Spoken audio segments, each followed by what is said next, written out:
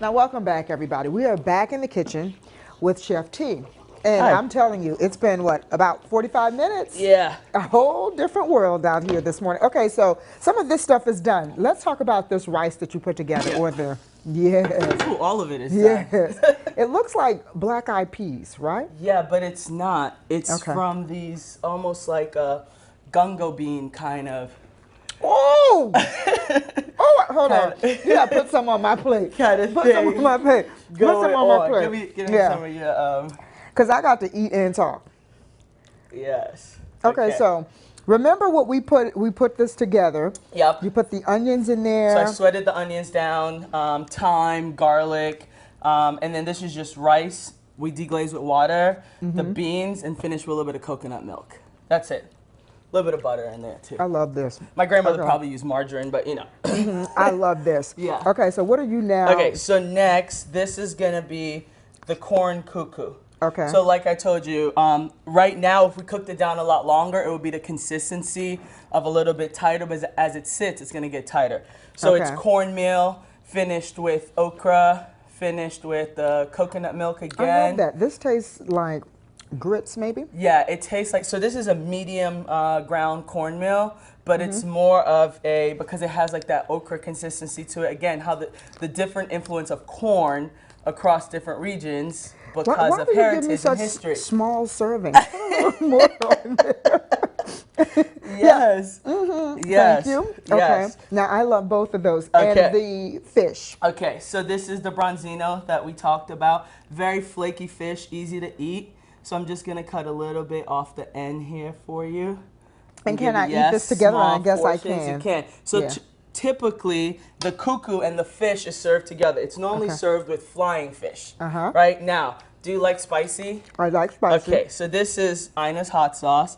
Just a little bit right And there is for Ina you. somebody close to you? Ina's my grandmother. All right, Ina's Yes. hot sauce. Yes. Oh, I love this. Yes, Now, these are native dishes. they are. Tell us a little bit about that. Juneteenth Okay. coming up. So with Juneteenth coming up, again, it's just, because food has the ability to transcend, it's just a way to showcase my culture, my history, my heritage. Because a lot of people, it's a lifestyle. It's not a one-day celebration. Thank you for making it a holiday. We Right. appreciate that, Right. right? But now comes the real work, the awareness. Like, and the best way to make people comfortable is through food. Absolutely. Right? The best way. People eat when they're happy, sad, crying, baby born, you know, my dad dying, we ate. Celebrate You know, we through celebrated. meals, yep. Exactly. And this was one thing that cannot be taken away because of the ability to be able to pass down, but also to be able to adapt. Adapt in a time when it was like super painful. What's the one thing you can take away? Your songs and the culture of food, right? So I got Absolutely. one more thing to share with you. Okay. So this is Marby. This is the actual bark. I just brought these back from the Caribbean. Okay. And it's finished with a little bit of star anise, so it's a little bitter. Okay. But like any bark, the medicinal benefits are amazing. So lowering like cholesterol, diabetes, weight loss. Just, I'm not a doctor to say it's weight loss, but that's what it does. We're gonna It's try a it natural today. diuretic, right? And it's just overall good for you. It's something that you sip lightly and you just kind of like. It's like a tea, a herbal Yeah, tea. so this is what my grandmother would drink. We just finished it with some dehydrated lemons because, you know, sometimes I'm fancy. But this is the stuff that. You're a national cook. Yeah.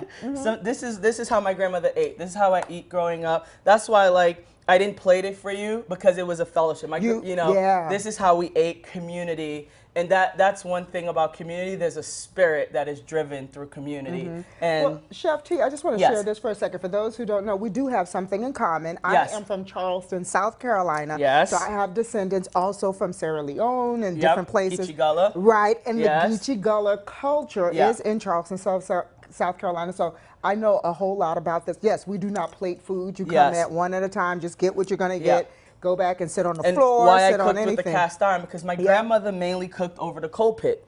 So my grandmother cooked open fire, and now I'm actually an avid collector of cast iron, and my friends are fueling my addiction.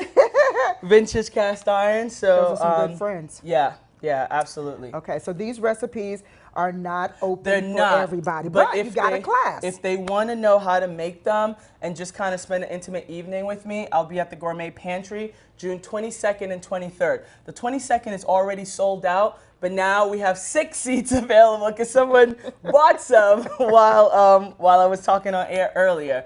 So if you guys want to get in, it's definitely going to be a treat. We're going to cook across the African diaspora. We're going to cook from my grandmother's kitchen. It's just a really good, just a good way to spend a Wednesday afternoon. I absolutely love this. So 6 classes left. Six seats left. Hopefully when those 6 are gone, she'll have other classes, but I'm So telling we do you, the classes once a month, but this was just so special because Juneteenth actually fell on a holiday, on a Sunday this year. I decided, normally I do a thing called dining in the dark, because the double entendre, where you're blindfolded and people actually like eat their way across the diaspora. And again, it's about education. It's a fun thing, but if people want to find me or follow me, they can go to cheftculinaryconcepts.com or follow me on Instagram at thereal.chef.t. You already know. follow Chef T. Tastes good. Evan? All right, Charmaine, hopefully you can bring me a plate as well. It looks delicious.